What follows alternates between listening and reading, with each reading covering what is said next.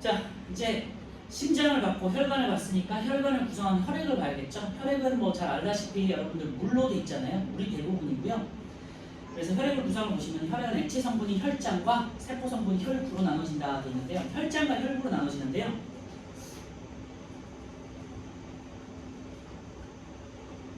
혈액은 크게 혈장하고 혈구로 나눠지고요.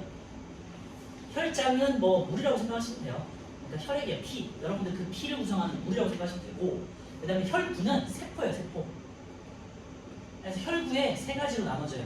적혈구, 들어봤을 거예요, 적혈구는.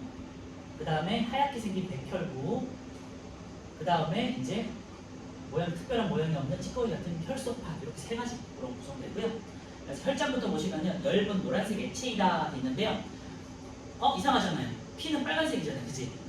피를 구성하고 있는 빨간색은 적혈구, 이 세포 덩어리들이 원체 많아서 한 200만 개 정도 되거든요, 우리 혈액에. 그래서 적혈구의 색깔이 빨갛기 때문에 우리 피가 빨갛게 보이는 거고요. 사실은 이 적혈구나 이런 적혈구, 백혈구 이런 애들을 빼고 나면요, 혈액은 노란색이에요. 아시죠? 그래서 오른쪽에 보시면요, 그림으로도 나와 있는데 혈액을 분리해 보면요, 이제 노란색 액체가 나오는데 이게 이제 혈장이에요. 그래서 고체 성분인 적혈구들을 혈구 세포들을 뺀 게 혈장이고요. 보통 이제 물과 그 다음에 이제 뭐 여러 가지 각종 단백질들로 구성되어 있다고 생각하시면 돼요. 뭐 알부민이라든지 또 혈액에 떠다니는 여러 가지 단백질들이 있거든요. 그런 거는 이제 아직 잘 모르시니까 제가 대부분 물인데 거기에 이제 단백질 덩어리들이 떠 있다. 이런 게 이제 액체 상태인 혈장이라고 생각하시면 되고요. 그 다음에 거기에 녹아있는 여러 가지 이제 세포들 있죠. 얘가 이제 혈구라고 생각하시면 돼요. 혈장은 엷은 노란색 액체이고 혈액의 약 55%를 차지하는데 주로 물로 돼 있다. 혈구는요, 적혈구, 백혈구, 혈소판 같은 얘네가 세포예요, 세포. 세포예요, 세포. 고체 성분이고요. 혈액의 약 45%를 차지한다 돼 있죠. 그럼 밑줄만 해놓으시고 적혈구, 백혈구, 혈소판 이 세 개 잘 구분하셔야 돼요. 그래서 적혈구, 백혈구 그러면은 혈소판마다 각자의 특징들을 기억하셔야겠죠? 하나씩만 기억하시면 됩니다. 두 개 정도 모양이나 개수, 그 다음에 이제 기능 하나씩만 외우시면 되는데요. 적혈구는 크게 산소를 운반해요. 여러분들의 몸에서 적혈구가 산소를 운반해요. 그러니까 굉장히 중요한 역할을 하겠죠. 그래서 산소를 운반하기 때문에 세포 중에 가장 많은 게 적혈구예요. 그래서 가장 많다.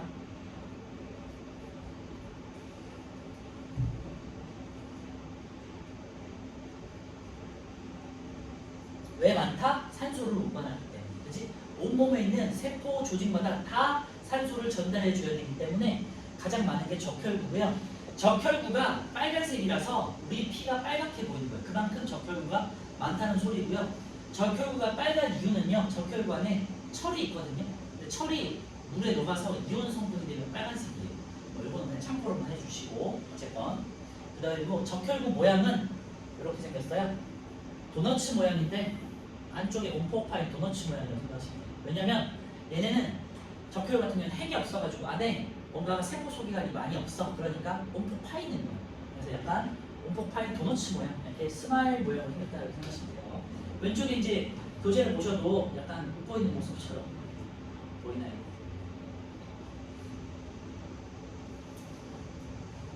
그래서 적혈구는 핵이 없고요. 핵이 없고, 그 다음에 산소를 운반하고 가장 많다. 이 정도 기억하시면 되고요. 그 다음에 붉은색 색소인 헤모글로빈 있죠? 이 헤모글로빈이 철로 돼 있어요. 그래서 붉은색을 띈다. 혈구 중 수가 가장 많다. 그래서 체류 기준으로 핵이 없다에다가 밑줄에 놓으시고요. 그 다음에 가장 아래쪽에 혈구 중 수가 가장 많다. 여기다가 밑줄에 놓으세요. 우리 몸에 제가 200만 개라고 했는데 500만 개 정도 있어요. 굉장히 많죠? 그리고 이제 백혈구를 볼게요. 백혈구는요, 책에 보시면은 약간 아령 모양으로 생겼는데요. 이렇게. 그래서 아령이 있는 모양처럼 있는데 이게 핵이에요. 그래서 핵이 있어요. 백혈구는 핵이 있고요. 그 다음에 백혈구의 역할은요, 세포를 죽이는 작용들, 이제 면역과 관련된 작용들, 면역 작용을 하고 세포를 잡아먹는 식세포 작용을 식균이라고 할까요? 식균 작용. 세균 같은 것들이 여러분 몸에 침입을 하잖아, 그지? 뭐 감기를 걸리거나 뭐 바이러스에 걸려가지고 독감 같은 거 걸렸어.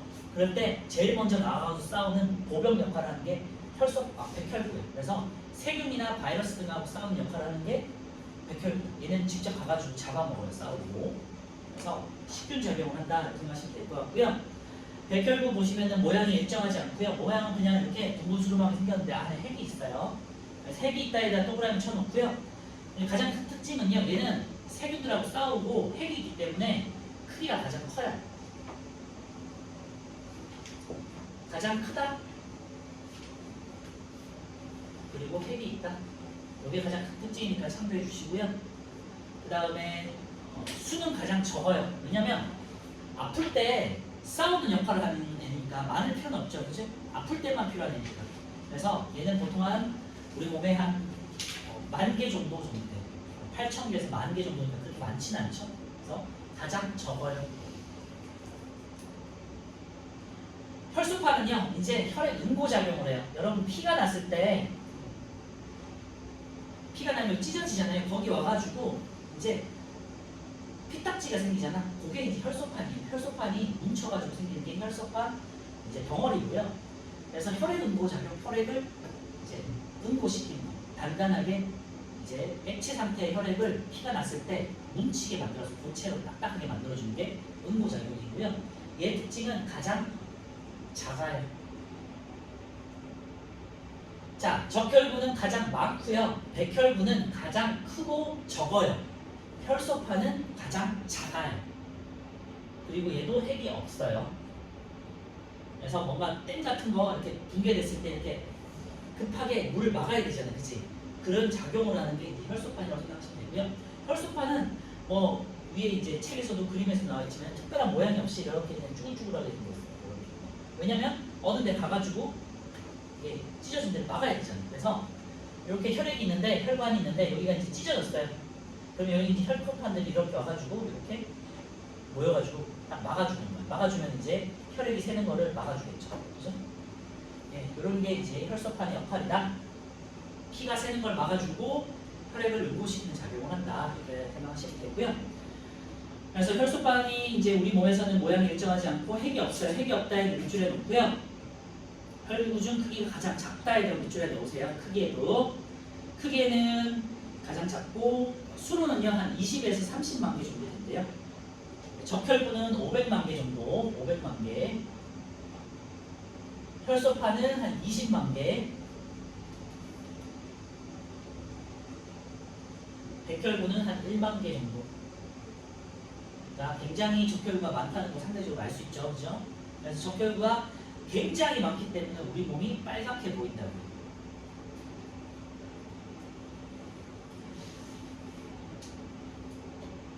자, 오른쪽에 플러스 강의 1번 보시면요. 혈구의 특징 비교가 되어 있는데요. 크기를 보시면요. 백혈구가 가장 크다 그랬죠? 백혈구가 가장 크고 그 다음에 혈소판이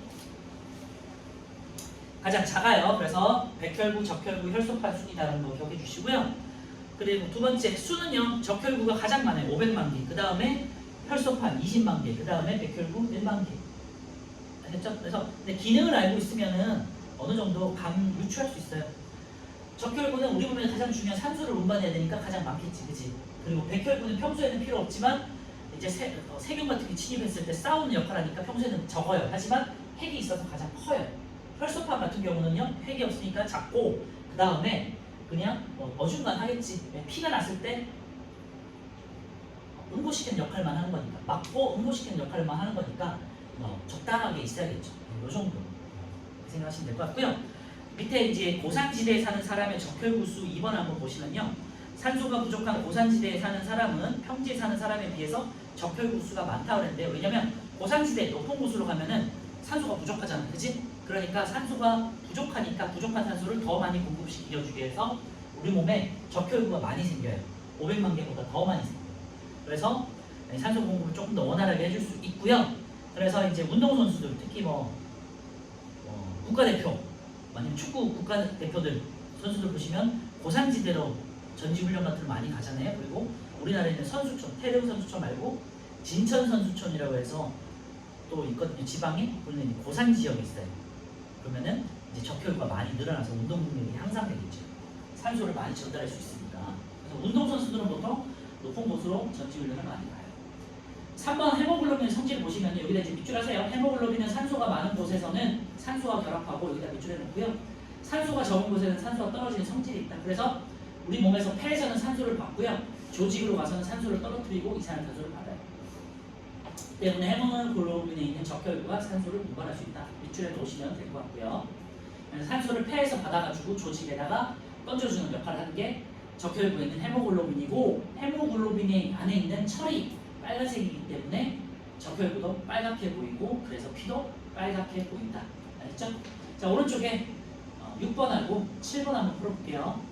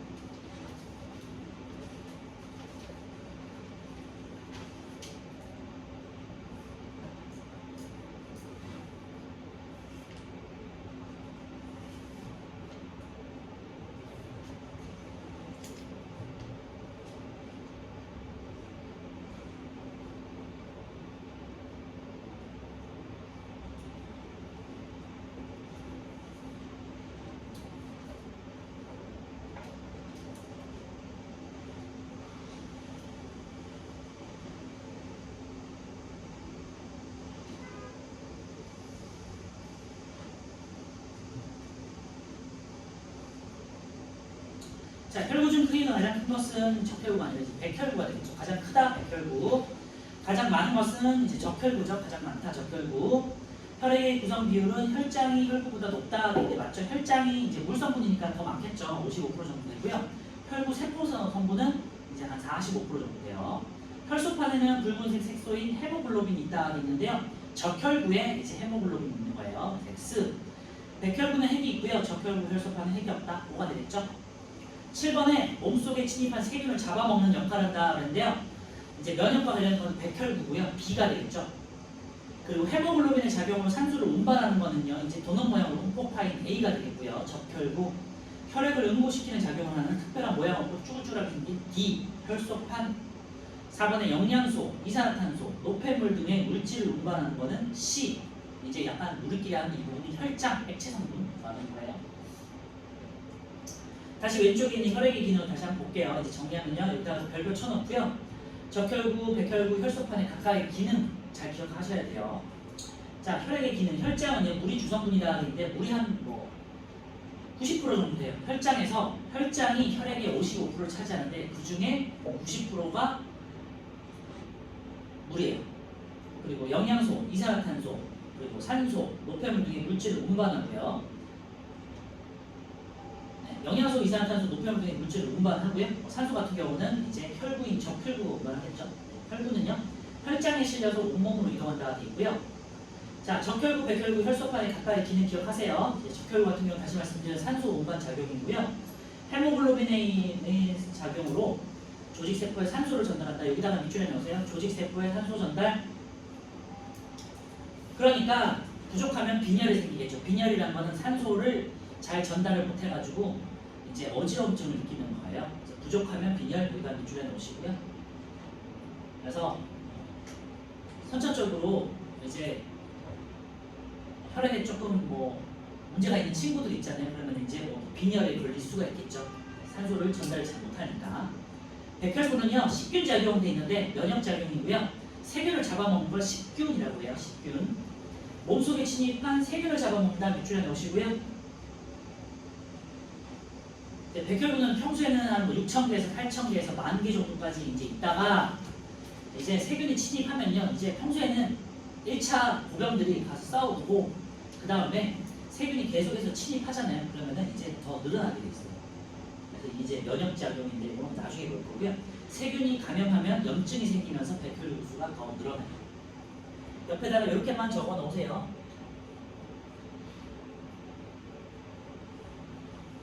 세균이 침입하면 염증이 생기고요. 염증 알죠? 온몸이 이제 세균이 침입하는 중에 붉게 변하고 열이 나는 걸 염증이라고 해요. 이제 부어오르잖아요. 염증이 생기면 염증 반응에 의해서 백혈구 주변에 있는 백혈구들이 몰려오게 되고요. 그리고 백혈구 수도 증가합니다.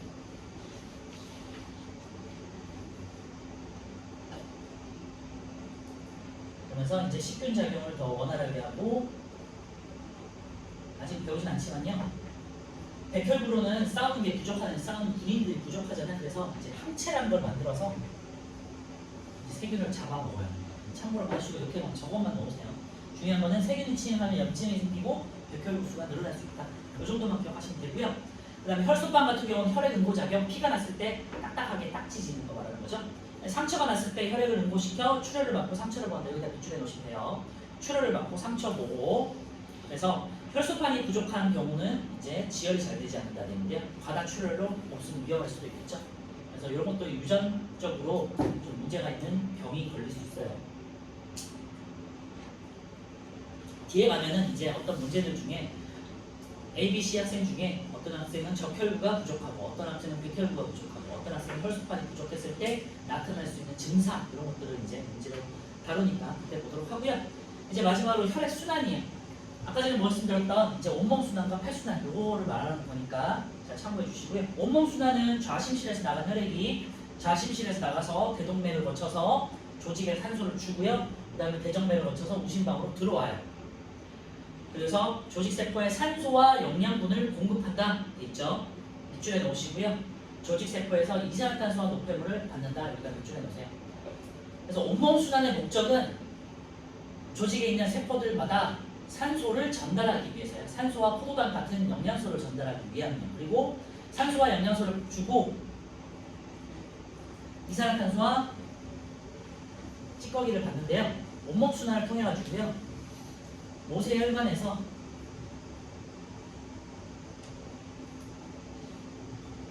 조직 세포 쪽으로 산소와 포도당 같은 영양소를 갖다 주고요. 왜?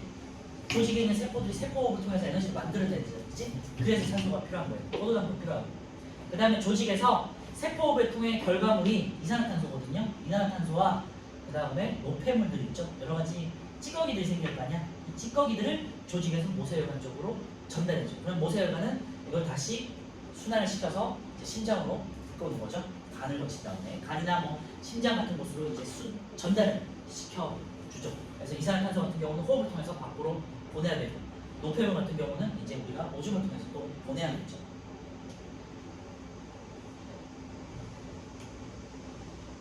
그래서 온몸 순환이라는 건요, 산소를 품은 이제 동맥혈이 조직에서 산소를 주고 정맥혈로 되는 과정이다 이렇게 생각해 주시면 되고요. 폐순환 같은 경우는요, 폐를 거치는 거예요. 그래서 폐순환은 우심실, 폐동맥, 폐 그리고 폐정맥을 통해서 좌심방으로 들어오는데 이제 산소를 쓰고 이산화탄소가 많은 혈을 정맥혈이라고 했잖아요. 정맥혈이 폐를 거치면서 이렇게 폐를 거치면서 동맥혈이 되는 과정이 폐순환이에요. 그리고 온몸 순환은 동맥혈이 이제 정맥혈로 바뀌는 과정이 온몸 순환입니다. 그렇게 생각해 주셔도 돼요. 그래서 폐순환 보시면요, 우심실에서 나간 혈액이 폐 모세혈관을 지나는 동안 이산화탄소를 내보내고 여기다 표현하세요. 이산화탄소를 내보내고 산소를 받는 게 이제 호흡기의 과정이잖아요. 호흡기의 작용이잖아요. 호흡기에서는 이산화탄소를 배출하고 산소를 받아야 기체 교환을 하죠. 이게 이제 호흡기의 기능이죠. 그래서 정맥혈이 산소를 먹으면 동맥혈이 된다 이렇게 생각해 주시면 되고요. 밑에 있는 그림 제가 이거 했던 거 똑같은 거니까 참고해 주시면 될 것 같고요. 그 다음에 오른쪽 이제 심장을 기준으로 오른쪽과 왼쪽으로 나눠지는 그림이 있는데요. 빨간색은 보통 산소가 많은 혈액 동맥혈이 되겠고요. 그 다음에 왼쪽은 산소가 부족한 혈액 파란색은 보통 이제 이산화탄소가 많은 정맥혈이에요.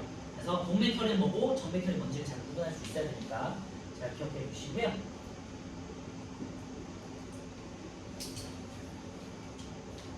네, 오른쪽에 문제 한번 풀어보세요. 8번, 9번. 빨간색 오른쪽은 이제 동맥혈이에요. 산소가 많고 왼쪽 파란색은 정맥혈이고 산소가 부족하고 이산화탄소가 많다. 이렇게 이제 기억하시면 돼요.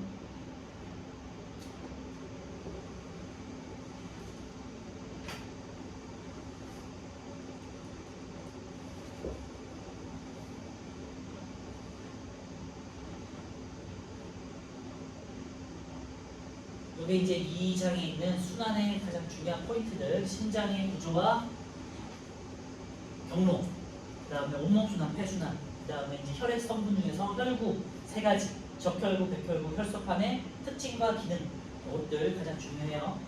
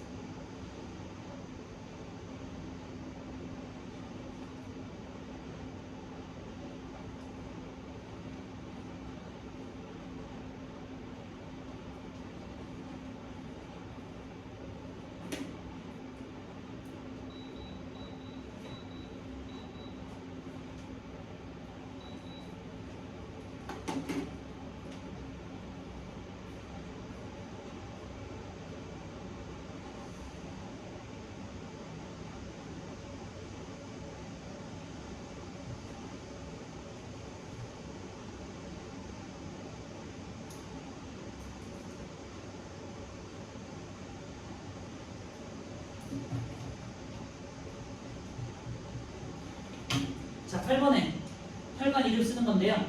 A는 이제 폐로 들어가는 C부터 할게요. 심장에서 나오는 혈액 이제 대동맥이 되겠고요. 그 다음에 온몸을 돌아서 B 대정맥으로 들어오고요. 이렇게 들어와가지고 가가 우심황, 그 다음에 나가 우심실, 그 다음에 우심실에서 나가서 폐로 가는 게 A 폐동맥이 되겠고요. 그 다음에 폐에서 이제 좌심방으로 들어오는 D가 폐정맥이에요. 다시 A는 폐동맥, B는 대정맥, C는 대동맥, D는 폐정맥이고요. 폐순환 경로는 나에서 시작해가지고요. 나가 이제 우심실이죠. 그 다음에 A 폐동맥을 거쳐서요. 폐모세혈관을 거친 다음에 니은 D는 이제 폐정맥이 되겠고요. 그 다음에 라 좌심방이 돼요. 온몸순환 경로는요. 이제 좌심실에서 시작해요. 다에서 시작해가지고 C 대동맥을 거친 다음에 온몸 모세혈관에 산소를 주고 그 다음에 이제 대정맥으로 B 들어오고요. 그 다음에 들어오는 곳은 우심방이에요. 가. 자, 9번 대동맥과 폐동맥에는 동맥혈이 흐른다 그랬는데요. 대동맥에는 동맥혈이 흐르는데 폐동맥은 폐로 들어가는 거잖아요. 그러니까 산소가 부족한 혈액이기 때문에 정맥혈이에요. X. 온몸 순환에서는 정맥혈이 동맥혈로 바뀐다 그랬는데요. 온몸 순환에서는 동맥혈이 정맥혈로 바뀌는 거죠. X. 혈액이 폐모세혈관을 지나는 동안 산소를 받고요. 이산화탄소를 내보내요. O.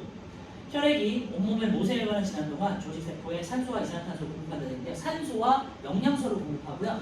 조직에서는 이산화탄소와 노폐물로 찌꺼기를 받아요. X.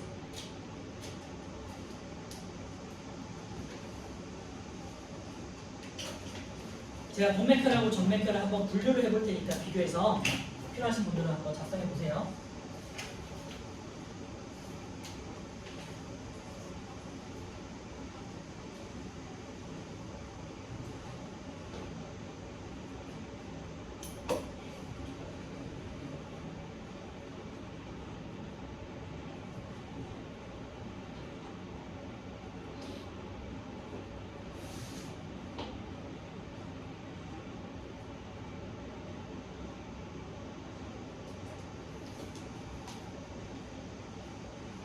오른쪽 위에다가 아마 쓰시면 될 것 같고요.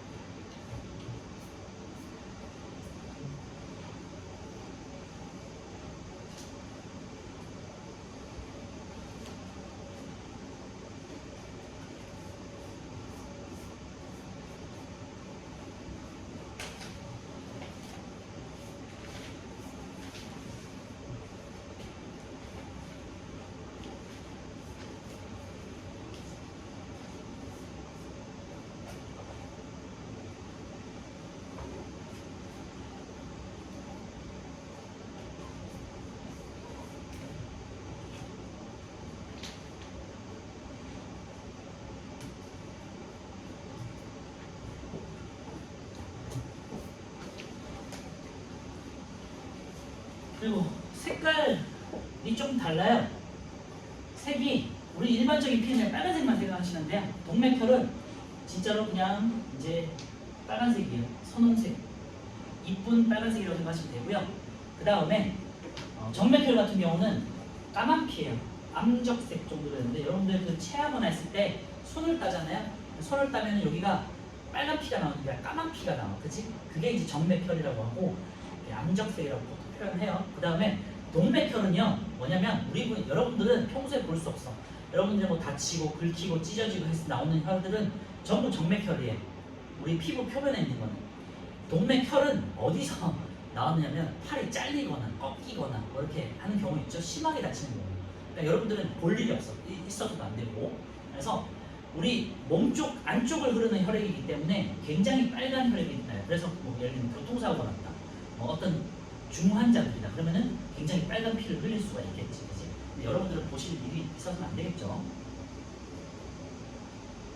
그리고 흐르는 거 다시 한번 정리해 볼게요. 혈관은 혈관 같은 경우는 대동맥, 그 다음에 폐정맥. 우리 온몸순환하고 폐순환에서의 그 구분이 달라. 대동맥에서 대동맥이 동맥혈이고요. 폐정맥이 폐를 거쳤기 때문에 동맥혈인 거예요.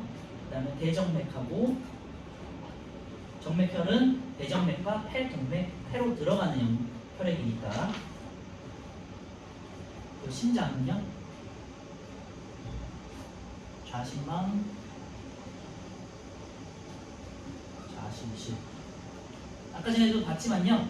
왼쪽에 있는 심방 심실은 피를 이제 폐를 거친 폐이기 때문에 동맥혈이 흐르는 거고요. 오른쪽은 이제 온몸을 순환하고 들어오는 쪽이기 때문에 정맥혈이에요. 무심방, 무심실.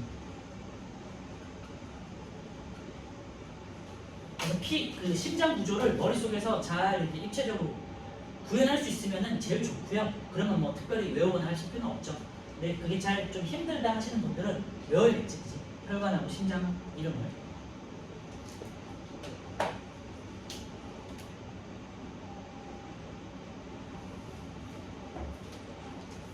네, 그래서 지금 이제 우리 5단원에서 가장 힘든 파트가 이제 소화하고 순환인데요.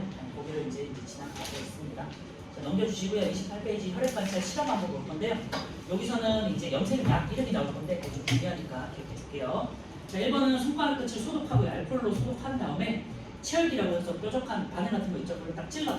그럼 피가 나와요. 혈액을 이제 짜서 떨어뜨리죠.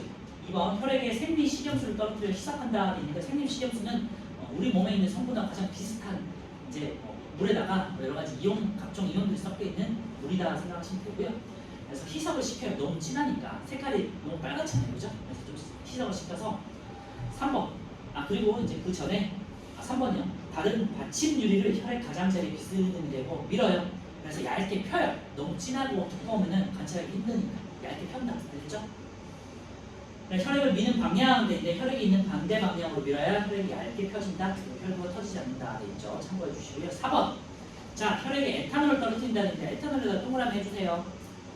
여러 실험 기법은 꼭 기억해 주셔야 되고요. 에탄올을 떨어뜨리는 이유는요. 혈액을 고정하기 위해서예요. 밑에 보시면요. 세포 모양이 변형되지 않고 살아있을 때의 형태로 유지되게 하도록 되어 있죠. 고정되어 있는데 터지지 않게 막아준다는 소리예요. 혈액에 있는 여러 가지 세포 성분들이 터지지 않도록 알코올을 뿌려두면은 조금 보정이 돼요. 자, 이번에는 5번. 혈액을 염색시키는 약 이름이 김사액이에요. 자, 기억 동그라미에 쳐놓으세요. 김사액. 혈액에 있는 핵을 염색시키는 염색약 김사액이에요. 김사액. 이름이 조금 어렵죠. 한글이 아니고 외국어라서 좀 그래요. 김사액. 김사액을 떨어뜨려서 혈액을 염색하고 물로 씻어내고 말린다 돼 있죠. 김사액은 색깔이요 보라색이에요. 그래서 밑에 김자액 밑에 세포의 핵을 보라색으로 염색한다 밑줄에 놓으시고요. 백혈구의 핵을 염색해서 쉽게 관찰할 수 있게 하는데 오른쪽을 보시면요. 그래서 염색을 하고 딱 씻어내요. 그러면요 이제 이렇게 빨갛게 보라케가 염색이 되죠. 그래서 빨갛게 염색된 애들은 적혈구고요. 적혈구 굉장히 많죠. 그 다음에 그 중간에 핵이 염색된 애들이 몇 개 있죠. 3개 정도 있죠. 여기는 3개나 4개 정도 있는데 보라색으로 핵이 염색된 애들이 이제 백혈구예요. 그래서 김자핵은 백혈구를 염색시키는 애, 백혈구에 있는 핵을 염색시키는데 적혈구들은 빨갛잖아요, 그치? 빨갛기도 하고 김자핵 때문에 또 조금 더 빨갛게 보이기도 하고요, 그렇죠? 그래서 핵이 보라색으로 염색된 애들이 백혈구다 기억해 주시면 될 것 같아요. 자, 결과 보시면요, 적혈구가 가장 많이 관찰된다 되어 있고요. 그냥 혈구 중에 가장 많으니까. 그리고 기본적으로 빨간색으로 띄고 있다. 김자핵에 의해서 핵이 보라색으로 염색된 백혈구가 관찰됐다. 그렇죠? 적혈구는요, 가운데가 오목한 원반 모양이고요. 혈구 중에 가장 많다. 그리고 핵이 없다. 알겠죠? 백혈구는요, 모양이 일정하지 않고요. 혈구 중 크기에 가장 크다. 네, 위에 그림을 보셔서 아시겠지만 적혈구보다 한 뭐 4~5배 정도 되죠? 그리고 핵이 아령 모양으로 있어요. 밑에 확인 문제 1, 2번 한번 풀어볼게요.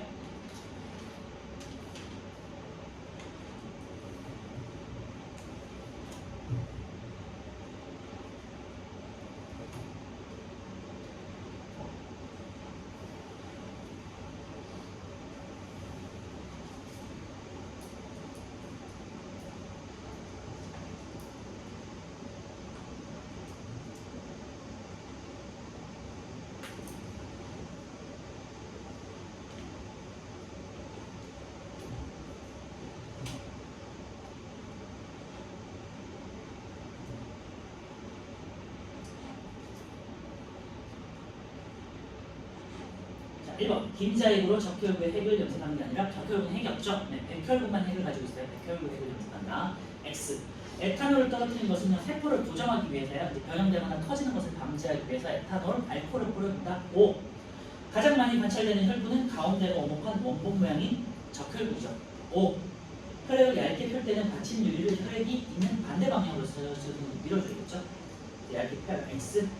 혈액을 현미경으로 관찰했을 때 가장 많이 관찰되는 혈구는 빨간색인 적혈구. 그렇죠? 김자핵에 의해 핵이 염색되는 혈구의 종류는 백혈구, 그다음에 보라색 이렇게 쓰시면 될 것 같고요. 오른쪽에는 연습 문제 있는데 그거 한번 보시도록 하고요. 오문순환과 팔순환을 외우는 방법 이렇게도 할 수 있다. 가운데 모세혈관을 먼저 쓰고 좌우에 이제 동맥과 정맥을 쓴 다음에 하나씩 채운다는 거 있습니다. 한번 각자 한번 방식대로 연습을 해보시면 좋을 것 같고요. 밑에도 한번 풀어보세요. 자, 넘겨주시고요. 네, 30페이지에 있는 심장을 혈관에서 1번부터 9번까지 한번 풀고 확인하고 그 다음에 혈액으로 넘어갈게요. 1번부터 9번.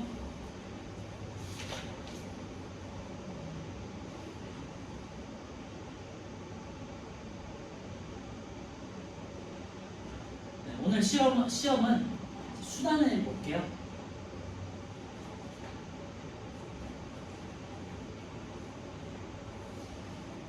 서울은 3시 50분? 맞죠? 네, 나가 시간 맞춰서 다 나가면 되니까 시험 안 봐도 돼요.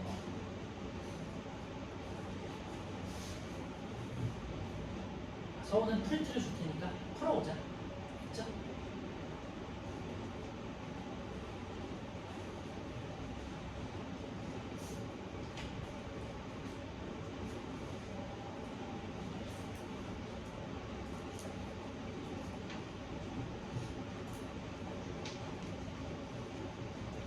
아직 심장의 구조 같은 경우는 익숙치 않은 거기 때문에 앞을 보면서 보시면서 하세요. 개념 공부하는 거니까. 특히 구조를 잘 기억해 두시면 좋을 것 같아요. 제가 항상 말씀드리지만 생물할 때는 구조를 먼저 기억하세요. 구조와 위치 먼저 기억하시고 나중에 기능은 나중에.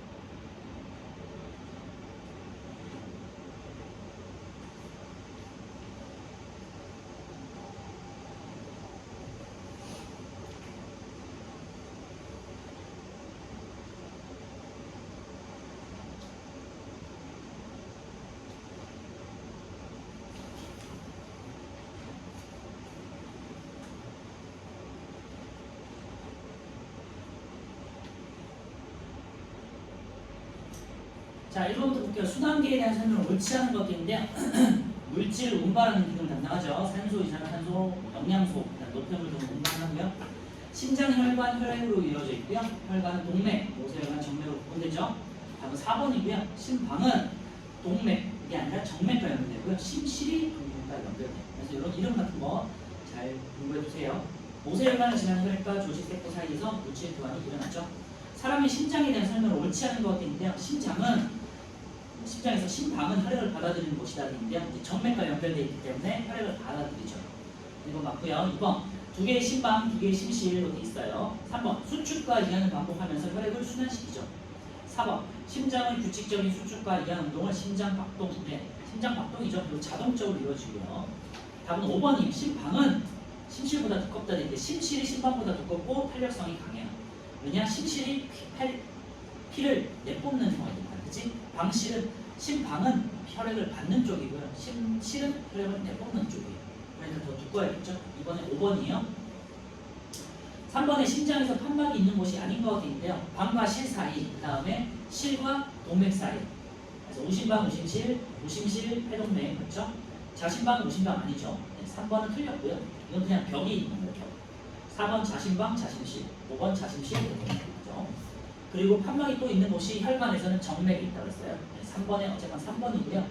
4번에 자 간은 온몸을 돌고 들어와요. 대정맥. 그다음 A가 우심방, C가 우심실. 그다음 다가 폐로 가는 폐동맥. 그다음에 라로 들어와요. 자심방. 그다음에 D로 가요. 자심실. 그리고 자심실에서 온몸으로 뿜어내는 나가 대동맥. 아직 이름이 좀 익숙치 않을 거예요. 답은 5번이고요. 가는 폐정맥, 대정맥이고요. 라는 폐정맥이죠. 그래서 5번이 틀렸어요. 자, 5번은 이에 대한 설명을 옳은 것 같은데 A가 수축하면 혈액이 C로 이동하겠죠. 그 다음에 니은 가를 통해서 가는 대정맥이고요. 온몸을 지나는 혈액이 A로 들어온다. 맞죠? 기억 니은 1번이에요. B가 수축하면요. 좌심방이 수축하면 D로 이제 혈액이 흘러가요. 혈액이 라를 통해서 빠져나가는 게 아니라 라를 통해서 자심방으로 들어오고 이제 D쪽으로 그랬다 그랬죠? D가 수축하면 이제 B와 D 사이에 있는 E가 닫히겠죠. 그래야 이제 P가 역류하는 걸 방지해주겠죠. 이게 판막의 역할이에요. 5번은 1번. 혈관에 대한 설명은 옳은 것도 있는데요. 1번.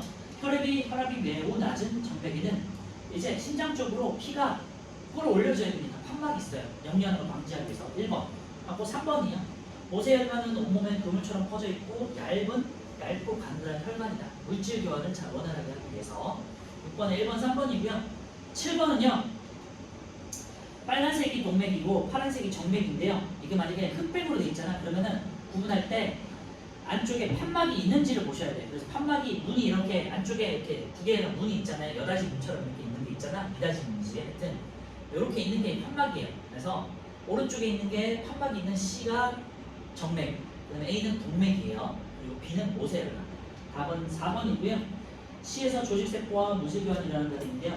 물질 교환이 일어나는 거는 B, 모세혈관이에요. 그물처럼 펼쳐져 있는 거. 7번에 4번. 그래서 우리 몸에 있는 조직이나 기관들은 다 이렇게 모세혈관들이 펼쳐져 있어요. 8번이요. 모세혈관에 대한 설명을 옳지 않은 것들인데요. 1번이요. 정맥보다 혈압이 낮다고 그랬는데요. 혈압은 심장에 가까운 순이에요. 그래서 동맥이 가장 높고 그 다음에 모세혈관, 그 다음에 정맥이. 그러니까 정맥보다 혈압이 높아요. 혈관벽이 한 층의 세포로 되어 있어서 물질 교환이 쉽게 되어 있고요. 원활하게 되어 있고 혈관 중에서 혈액이 흐르는 속도가 가장 느려요. 원체 넓게 펼쳐져 있기 때문에 혈액 속의 산소와 영양소가 조직세포로 전달되고요. 이산화탄소 노폐물을 받는 역할을 하죠. 네, 그래서 8번에 1번. 모세혈관 같은 경우는 물질 교환을 해야 되기 때문에 빨리 흘러가 버리면 안 되잖아요. 천천히 흐르면서 이제 세포들하고 조직들하고 물질 교환을 해야 되니까 천천히 흘러갈 수 있게 진화가 된 거죠. 9번에 혈관의 특징을 옳게 비교한 것들인데 혈압은 동맥이 가장 높아요. 그러니까 동맥, 모세혈관, 정맥, 심장이 가까운 순이다. 이거 맞고요. 그리고 답은 4번이에요. 혈관벽의 두께 같은 경우는요. 동맥이 가장 두껍고 그 다음에 정맥, 모세혈관 가장 얇아요. 그래서 2번하고 4번입니다. 자, 10번부터 20번까지 또 한번 풀어볼게요.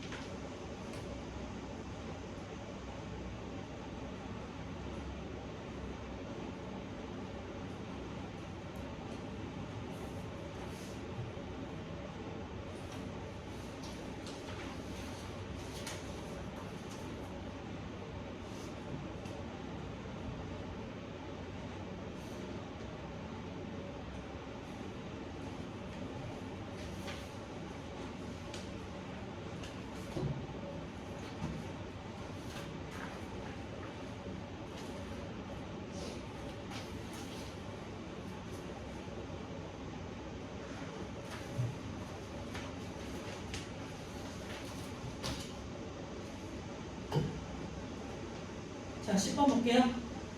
네, A는 이 혈장, 액체 성분이고요. 55%를 차지하고 B는 혈구세포, 고체 성분이고 또 세포들을 말합니다. 적혈구, 백혈구, 혈소판으로 구성되어 있다. 자, 답은 3번이에요. A는 가장 많은 성분은 단백질이다 되어 있는데요. 물이에요. 그리고 물에 이제 여러 가지 단백질 같은 것들이 녹아있어요. 이온이라든지. 11번에 혈액의 구성 성분에 대한 설명을 옳은 것 같게 있는데 답은 5번이고요. 평지에 사는 사람보다 고산지대에 사는 사람의 혈액에 적혈구가 더 많다. 그죠? 산소가 희박하기 때문에 적혈구가 더 많아져서 산소를 운반을 더 많이 잘 해줘야겠죠. 11번에 5번이고요. 11번 답만 볼게요. 2번이고요. A의 적혈구고 온몸의 조직세포로 산소를 운반하는 역할이라고 했죠. 13번은요. 핵이 없어. 난 모양이 일정하지 않아. 그 다음에 상처가 났을 때 출혈을 막아. 아, 혈소판이네가 되겠고 혈소판은 C가 되겠죠. 13번에 4번이고요. 자, 14번 보시면요. 정상인은 적혈구가 500만 개, 백혈구가 한 5천에서 1만 개, 혈소판은 한 2, 30만 개 정도 돼요. 근데 학생 A 같은 경우는 적혈구는 정상인데 학생 B는 적혈구가 문제가 있네요. 적혈구 200만에다 동그라미 쳐놔야겠죠? 학생 B는 적혈구가 적어요. 그 다음에 백혈구 같은 경우는요. 학생 A가 8,000개, 학생 B가 7,000개로 학생 B가 백혈구가 조금 적긴 하지만 정상 범위 안에 있죠? 혈소판 같은 경우는 학생 A는 5만 개, 그러니까 혈소판이 부족하네, 그지? 그럼 학생 B는 30만 개니까 정상이야. 그러니까 학생 A는 혈소판 5만 개에다 동그라미 치면 되고요. 학생 B는 적혈구 200만에다 동그라미 치면 되겠죠. 그래서 학생 A는 피가 났을 때 응고가 힘들어. 그러니까 출혈이 나면 큰일 나. 그리고 학생 B 같은 경우는 적혈구가 부족해. 그러니까 선천적으로 빈혈이 있겠죠. 기억 학생 A는 작은 상처에도 출혈이 많이 일어나고 혈액 응고가 잘 안 되니까 피딱지가 잘 생기지 않는다는 거죠. 기억 맞고요. 학생 B는 세균 침입으로 인한 염증이 있을 가능성이 높다는데요. 백혈구는 정상이지 않는 거지. 아니고 학생 A와 B는 모두 빈혈 증상이 있을 것이라는데 학생 B가 빈혈 증상이 있고 A는 정상이죠. 그래서 14번은 1번이에요. 이런 식으로 적혈구, 백혈구, 혈소판에 대한 수치를 주어주고 푸는 문제들이 가끔씩 나오니까 참고해주세요. 15번 받침유리에 혈액을 한 방울 떨어뜨리고 받침유리를 밀어서 얇게 펴요. 이제 반대 방향으로 밀죠. 혈액에 에탄올을 뿌리는 이유는 변형되거나 터지는 것을 방지하기 위해서 보정하기 위함이다. 김사일이라는 이제 염색약을 넣는데요. 핵을 보라색으로 염색시키는 염색약이고요. 현미경으로 관찰해야 답은 2번이에요. 나는 보정 과정이다. 16번 혈액순환 이건 그냥 넘어갈게요. 2번이에요. 온몸순환을 거친 혈액도 혈순환 붙여야죠. 17번 2번이고요. 18번 산소가 많은 혈액이 흐르는 곳이 아닌 거 그랬는데요. 아까 전에 제가 여기 써드렸던 거 있죠. 동맥혈이 아닌 거 찾는 거니까 대정맥, 대동맥, 무심방, 무심실 이렇게 오른쪽을 이동하는 곳을 찾으면 되죠. 폐동맥 아니고 폐정맥이 맞겠죠. 폐정맥, 대동맥, 좌심실, 좌심방 이런 것들은 동맥혈이고요. 폐동맥은 산소를 다 쓰고 폐로 들어가는 거니까 정맥혈이죠. 18번은 1번이고요. 19번은 3번이고요. 20번은 4번이에요. 여기까지 하고 우리 10분 쉬었다가 실력 탄탄 2개 한번 풀어보고 이제 후에 넘어갈게요.